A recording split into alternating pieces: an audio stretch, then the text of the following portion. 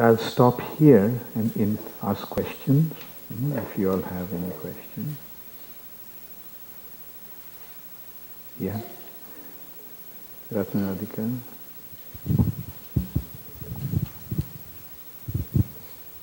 Hare Krishna Guru Maharaj. Was Sandipani Muni related somehow to Purnamasi and Madhumanga? Yes. Purnamasi is Sandipani Muni's mother. And Madhumangal is the other son of Sandipani Muni, whom Purnamasi actually took to Vrindavan. I also had one more question. You mentioned that Krishna, being from the Yadu dynasty, couldn't become the king, but then he became the king of Dwarka? No, he didn't become the king. Ugrasen was the king. He was the prince. He was the prince of Dwarka. Yes, Anand. Yeah?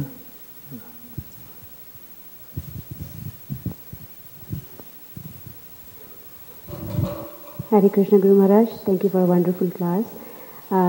Point I was actually meditating on, you said that when, in case of the mummified in Egypt, they mummify, as you said, in the olden days.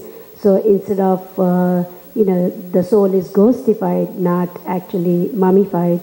But if we read Gita and, in Bhagavad Gita 15.8, Krishna says that at death, the soul transfers from one body to another as air carries aromas.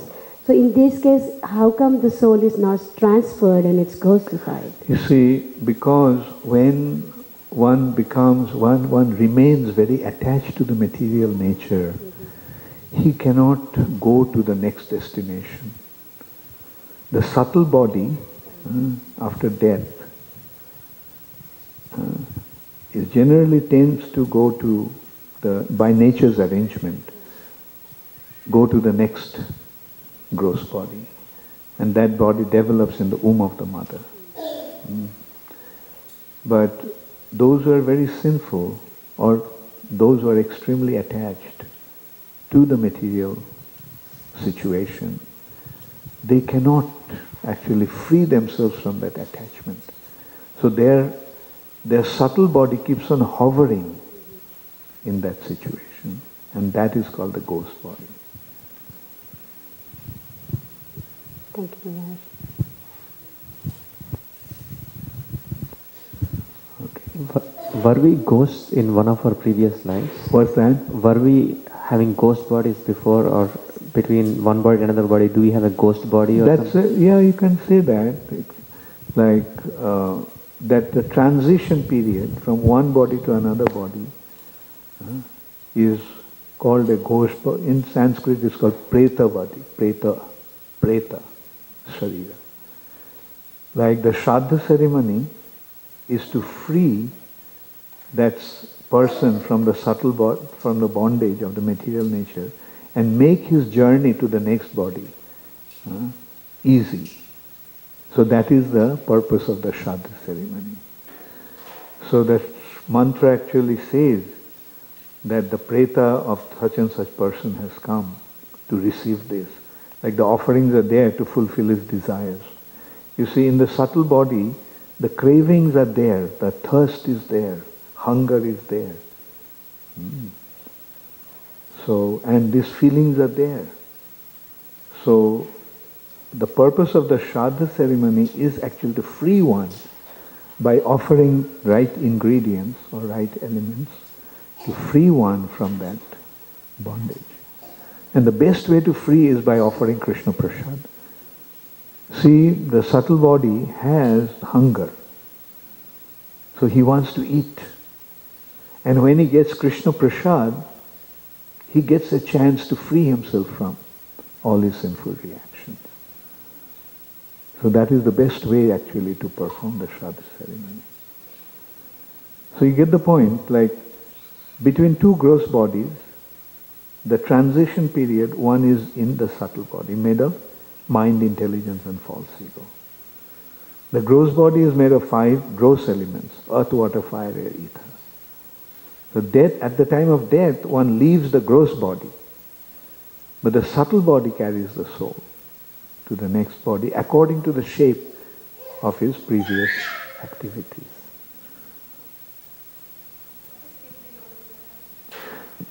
Okay, raise your hand. And then.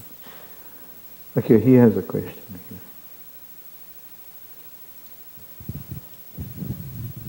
Hare Krishna Guru, you mentioned that when Krishna chooses to play his pastimes, he chooses his devotees to play every role, including that of the demons. Generally. Yeah.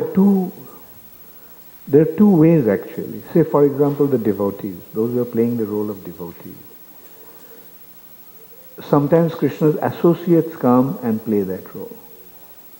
And sometimes the devotees practicing in the material nature, when they become qualified, achieving perfection from sadhana to siddha stage, then they also get a chance to take part in Krishna's pastimes. And this is how they achieve perfection. Same thing with the demons. Sometimes Krishna's associates plays the role of some demon, and sometimes a real demon gets a chance to play the role of a demon in that. Okay. So in Kamsa's case, was he also, initially an associate of Krishna Who? Kamsa. Was he... In this case it is Kalnemi. He was a real demon. Kalnemi was born as Kamsa. Also, if Kalnemi was killed by Krishna, then demons killed by Krishna get Sayujya Mukti, generally. So he from Sayujya Mukti one can come down. Then again, the subtle body situation.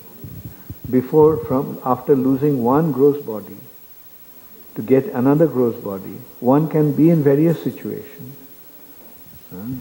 So this being in Sayujya Mukti is like that. Like for example, Hiranyakashipu and Hiranyaksha. They had to wait for one whole yuga to get another body. So where they were? They were in the Brahma Jyoti. Yeah, you have a question? Okay. No, I was asking her. Sukumari, do you have a question? What is Pitrilok then? This is people going Pitrilok. What is Pitrilok? Pitrilok, the forefathers have they're different. In higher region there are different areas where like Gandharvas, Kinnaras and so forth, Devas. So similarly in the higher region there is a region called Pitriloka. The Pitris are there. Yeah, you have a question? Hare Krishna Guru Maharaj. After Krishna was sent to Vrindavan by Vasudeva, were Vasudeva and Devaki released from imprisonment by Kamsa? No, Krishna released them from. Oh, you mean? You mentioned when Keshi was killed, Vasudeva was Then killed. Vasudeva and Devaki were free. They were free? Okay. Yeah, because after Jogomaya announced that, that Kamsa would not be able to kill her, she just slipped out of his hand, and then she announced that Krishna, that the one who will kill you has already appeared. So then Kamsa started persecution, but he begged forgiveness from Devaki and Vasudeva. And released them. Thank you, Maharaj.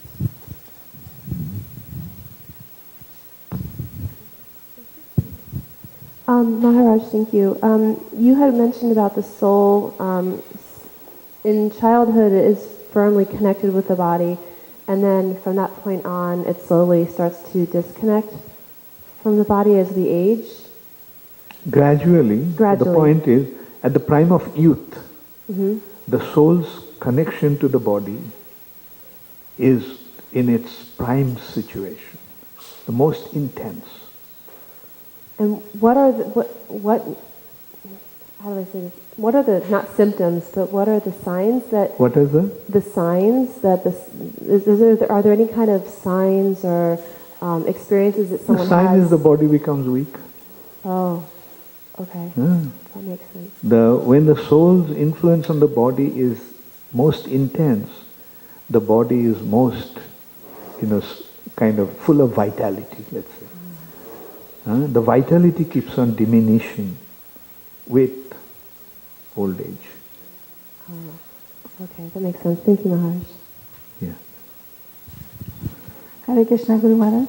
As you said that the Vedic tradition is to burn the body, but then why we see that our acharyas that we have to bury their body like Rupa Goswami, Sanatana, we have their samadhis. Yeah. Because it is understood that their bodies have become spiritualized. Right? And that's why they're preserved, not destroyed. You see, there are two conditions. You can consider there are two situations.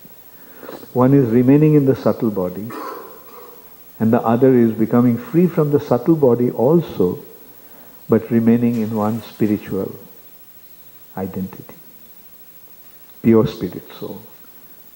And that respect, the example has been given by Prabhupada that iron, when it's hot, when it becomes red hot, is it iron or fire? So similarly, when the body becomes spiritual, when one becomes when one achieves the spiritual perfection, then his body is not material anymore. It is spiritualized.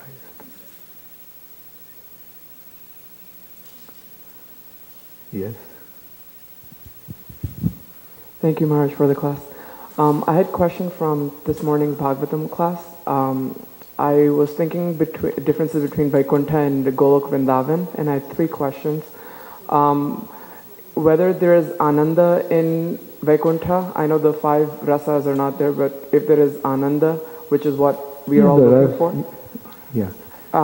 Second question is, if you go to... Let me just deal with the first one. Yes, Ananda is there, but there are different degrees of Ananda. Right? Like when one is situated in Brahma Jyoti, that stage is called Brahmananda. It's some, being situated in Brahman realization, there is some ecstasy, there is some joy, there is some Ananda. But that is of a lesser degree. But the highest degree of Ananda is from Premananda, developing one's loving relationship with Krishna. And compared to Premananda, it has been described, the Brahmananda is like a water in a hoof print of a cow. If Premananda is like an ocean, then Brahmananda is like water in a hoof print of a cow. So you see, water is there, but the degree is differing. Ananda is there, but there are different degrees of Ananda. Can a living entity fall down from Vaikuntha as well, as compared to Golok Vrindavan? Krishna is saying that Jad Gatvana Nivartante Stadhama Parama. When one goes there, one doesn't come back. But whether we came from Vaikuntha or Vrindavan or Brahmajyoti or nowhere, we don't know. Right? Therefore, our consideration is that now we are here. Let's not waste our time to figure out where we came from, because we'll never be able to understand where we came from. Because the reason for our fall down is not in the material context, it is in the spiritual context. Therefore, Prabhupada said, don't waste your time where you came from. Consider where you have to go. Where you have to go. And Jad Gatvana Nivartante. Going there, one doesn't come back. And in that respect, Prabhupada said that once beaten, twice shy. Once you have seen what it is like here, do you want to come back again? My last question is, to go to Vaikuntha, is the way Harinam, or are there other process of devotional services like Archa Vigraha that can take you, because the mood is awe and reverence? So what's... Say, come again, I couldn't get the way to go to Vaikuntha. I know for Golok Vrindavan, Harinam is the way to go to Golok Vrindavan, but for Vaikuntha, is Harinam the only way, or can you go through other processes of... The thing is that, you see, there are two types of bhakti. Vaidhi bhakti and Raganuga bhakti. So Vaidhi bhakti, when one achieves this perfection through Vaidhi bhakti, then one goes to Vaikuntha. And when one achieves perfection through Raganuga bhakti, meaning following one of the residents of Vrindavan, Anugami, Anugaman, following one of the residents of Vrindavan, one executes the devotional service. That is Raganuga bhakti. And that takes us to Vrindavan. So the process of Sankirtan is actually Raganuga bhakti. Vaidhi bhakti is transforming into Raganuga bhakti. That is the way to go back to Golok Vrindavan. Who is next? Quite a few questions. Okay, those who didn't ask, yeah. Maharaj, my question is, I know soul, there's a spiritual body. While being in material existence, the soul actually carries a spiritual body, or is it only when you realize or when you perfect? Good question. Yeah. Devotion. You see, we have two types of material bodies. Two material bodies. Gross and subtle. Right? This body is a gross body, made of 5 gross elements. This body is made of earth, water, fire, air and ether. Right? And beyond that there is a subtle body made of mind, intelligence and false ego. Right? So at the time of death, we leave our gross body, but the subtle body remains. Subtle body doesn't die. Right? Like, gross body dies, meaning at one point we leave it. But that is not the case with the subtle body. The body consisting of mind, intelligence and false ego remains, even after death. Subtle body doesn't die, but subtle body can be transformed. Subtle body, you can say subtle body can be dissolved and get into its original state. And that is when, say, subtle body is consisting of mind, intelligence and false ego. When the mind is constantly thinking about Krishna, man mana bhava, Krishna is instructing, with your mind, you constantly keep your mind absorbed in me. So that when the mind is completely absorbed in Krishna, then the mind is spiritualized. You get the point? Is that when the mind is constantly thinking of Krishna, is it material or spiritual? Then Krishna is saying, Teshang shatata juktanam bhajatam pritipurvakam dadami buddhi yogam tam. When one is constantly engaged, satata juktanam bhajatam pritipurvakam, rendering devotional service with love, tadami, I give him buddhi yogam, transcendental intelligence, so to say. So then what happens to intelligence? Is it material? Spiritual. And then in this way, when one becomes engaged in serving Krishna, what happens to his false ego? When one jiver swarup hai Krishna nittada. when one is situated in his Swarup, where is this false ego? You get the point? So in this way, when one becomes engaged in devotional service, one becomes situated in his Swarup. That is a spiritual identity which is totally free from the subtle body. The subtle elements now have been transformed and spiritualized. So that stage is called Swarup Siddhi, perfection of one's Swarup. It is also called Jivan Mukta stage. Iha jasya Hare dasye karmana manasa gira nikhilasyapi avasthasu Jivan Mukta sa uchyate. In this way, when one becomes engaged in serving Krishna, Hare dasye, karmana manasa gira, his activities, his mind and his speech are always engaged in serving Krishna in devotional service. Nikhilasyapi avasthasu, under all circumstances, he is to be considered to be a liberated soul, Jivan Mukta.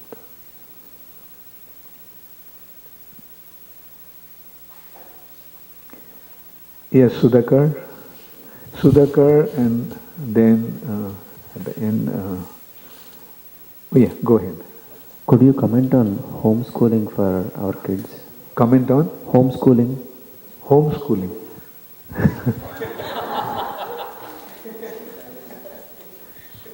I have to really shift from one channel to another.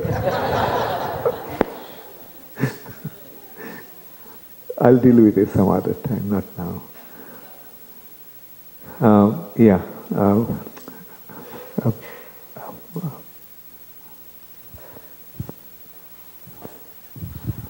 Krishna Guru Maharaj, this is regarding the class in the morning as well as you touched on this afternoon. The Mathura Vasis, when they see Krishna coming, they see according to their capacity. So ladies see Krishna as Cupid, and then unintelligent people see universe form. And then how it's the difference then, what is the difference that Yashoda Mai is seeing Krishna when Krishna eats dirt? She sees Krishna in her mouth, and what is the difference, the Mathura Vasi seeing Krishna in that way, and then Yashoda seeing when Krishna... Who is seeing? Mathura Vasi is seeing Krishna in which way? Walks into... when they're walking on the road, they see Krishna coming and they visualize some forms. Yeah, go ahead. And then Yashoda Mai also sees Krishna when Krishna eats dirt. That time she sees Krishna's mouth, everything universal and everything. What is the difference that they both seeing? Is there anything specially? You mean that seeing the universal form? Yeah. What is the difference that Yashoda Mai is seeing? The difference is that those who are unintelligent, according to that, they are attached to the universal form. Whereas Jasodamai, although she sees the form, she didn't become attached to it. She is attached to this two-armed form of Krishna. That's the difference. Okay, give it to him. Krishnarchan. And then Rangaradhika. And I think, okay, we can take a few more questions here.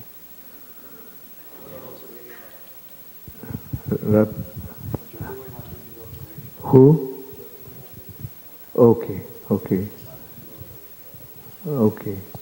Okay, so you take it according to the serial order.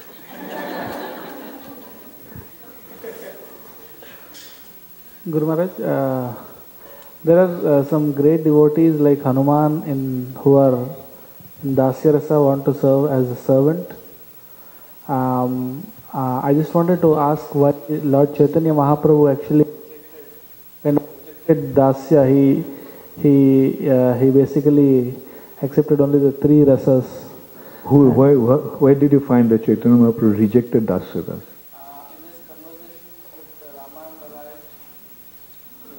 No, he did not reject. He said Dasaras, he said Iho hoy. That is true. It is right, but tell me beyond that. He didn't stop at Dasaras, but he accepted Dasaras.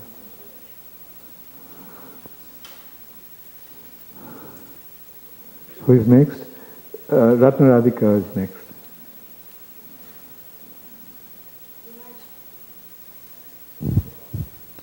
Guru Maharaj, the pure devotee's body is spiritualized, pure devotee's body.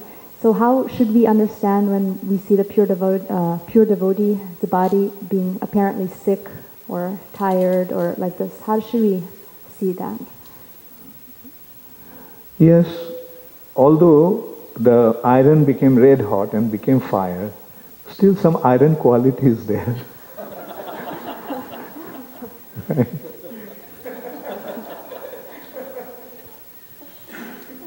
Does it answer your question?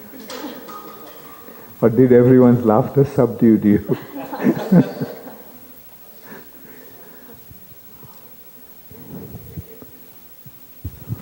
Hare Krishna Guru Maharaj. I have 2 questions.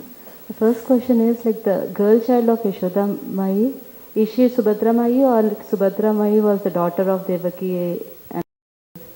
Subhadra was the daughter of Devaki and Vasudeva. Okay. And the next question, Maharaj, is if somebody did not have a Shraddha ceremony, so how would they release from the ghostly body and move on to the next body, or like how do they migrate? Bad luck. That's the thing, that's why the Vedic culture is so important to be. That's why we have to spread, to create the good fortune for the living entities all over the world. Because, remaining in ignorance is not bliss.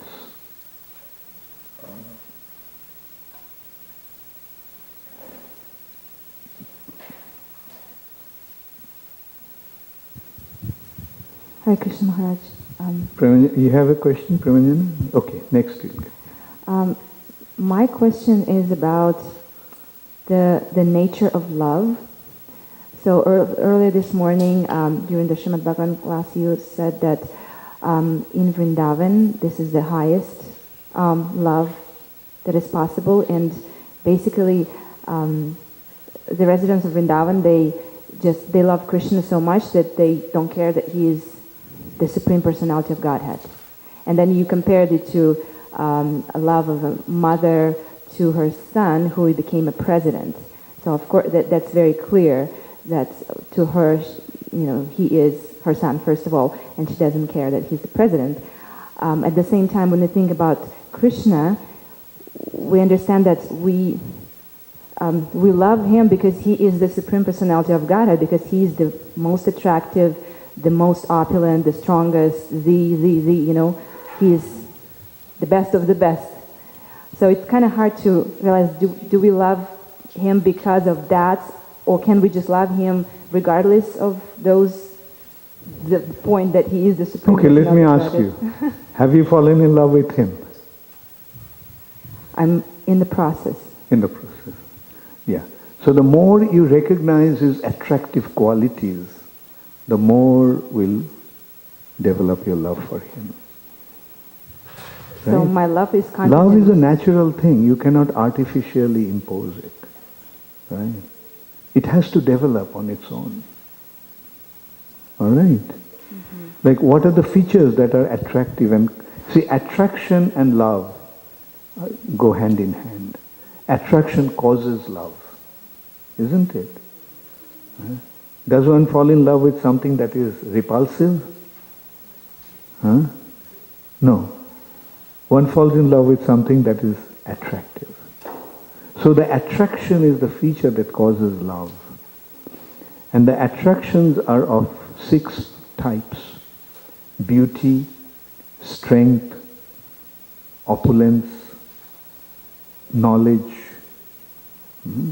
fame, and renunciation. And Krishna has all these 6 to an absolute extent. Therefore he is all attractive. But the thing is that we have to become exposed to those qualities. Right? And that's why, it starts with hearing. We hear about Krishna and we become attracted to him. And the more we get to know his attractive qualities or attraction, the more we develop our love for him. Okay. Thank you.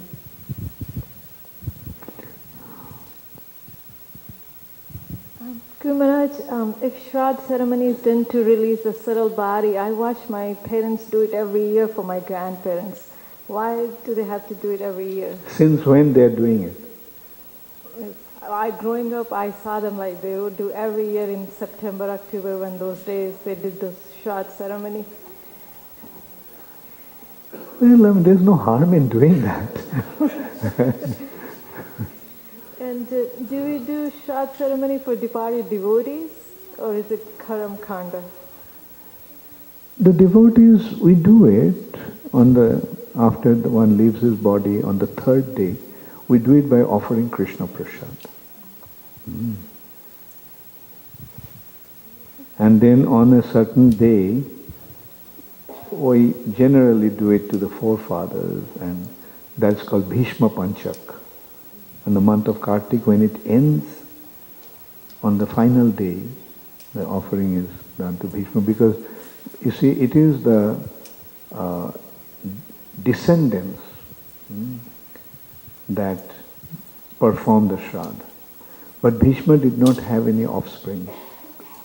Therefore, we take it upon ourselves to offer that to Bhishma. And along with Bhishma, we do it to the forefathers, all living entities who are departed. Let everyone benefit. Sarve Sukhina Bhavantu. Who is next? She has a question, then give it. Thank you. This temple is very dedicated to Krishna, and knowing there's many different forms of him, knowing Ram, Shiva, and I was wondering that is there a specific reason that this temple is more focused on Krishna and his story rather than Ram, even though they are the same God? Why is it just Krishna's story that's so focused here, not Ram's and Shiva's and others? Yeah, well, because it needs a long explanation, right? Okay, in simple words, I'll say that you see, whatever we do it according to the scriptural injunctions. From the scriptures. It's not just whimsically we are doing something. The scriptures saying that Krishna is the original supreme personality of Godhead. If we don't want to get into that far, we can simply say Krishna is Leela Purushottam. Leela means pastimes. His wonderful activities, they attract everyone. Right? So, Krishna is Leela Purushottam, and Lord Ramchandra is Marjada Purushottam. He is establishing the principle of morality and ethics and so forth. Right? So when it comes to, like this consideration of, right action or morality, then yes, Ramchandra is the perfect example. Same person, Krishna and Ram, there is no difference. Same person. But when it comes to Krishna, then his pastimes, and these pastimes, what happens? Through the pastimes, we get joy, enjoyment. So when it's a choice of these two things, strict observance of rules and regulations and morality, or fun, joy, now which one you would opt for? At least we have opted for fun. And thank you. that fun leads to a loving exchange. Can you imagine how wonderful it will be to develop this loving exchange with the Supreme Personality of Godhead? So that's why we are worshipping Krishna. But in our temples, many temples have Ramchandra also in our altar. Like here, as you see, we have Jagannath. It's not only Krishna. There is Jagannath there, Lord Nrsingadev is there, right? Similarly, some other temples, like if you go to a temple in London, you'll see Sita Ram Lakshman Hanuman. You go to our temple in Bombay. Have you been to Bombay? Okay. When you go there, visit our temple there. And you'll see Radha Krishna is there, but along with Radha Krishna, Lord Ramchandra is there. Thank you. Where are you from? Oh, you're from Nepal. Oh, okay. Okay, very good. Kathmandu? Then? It's a refugee camp. My parents, and then it's this program called IOM that brought us here. Very programs. Okay, very good.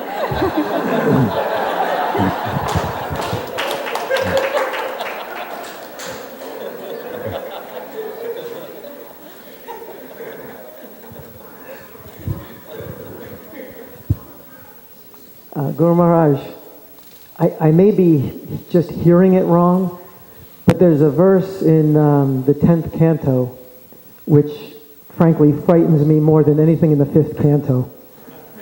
And it's when Krishna disappears from the gopis, and it's due to their pride. And to my memory, they're talking amongst themselves, and oh, how fortunate we are. Is that right? How fortunate we are. And it always shocked me because it seems to me that by recognizing one's good fortune, there's an inherent gratitude there. And I never understood how it's prideful to recognize the gift. And again, it may be just the way I'm hearing it. Yeah, I will say that consideration is with the gopis, and we have a long way to go. So right now we don't have to worry about it. Like even if there is some pride in being a devotee of Krishna or receiving this mercy, it's all right. Because that is at the highest stage, like where it's actually a loving exchange taking place, right? Like it's, the first consideration is that this particular gopi got upset. She left. And when she left, Krishna also left. All 16,000 gopis. But then when Krishna was carrying this gopi on his back, and at that time she had this feeling, oh, I'm so fortunate. So then Krishna left her also. We have to understand it is just an intense loving exchange that this kind of dealings are going on. So be proud as such of being a devotee of Krishna is perfectly all right. That pride is actually giving us the conviction of our commitment. Okay, thank you. So I will, last question. Okay, so no question. Thank you very much. All glories to Srila Prabhupada. Gaur Premanande.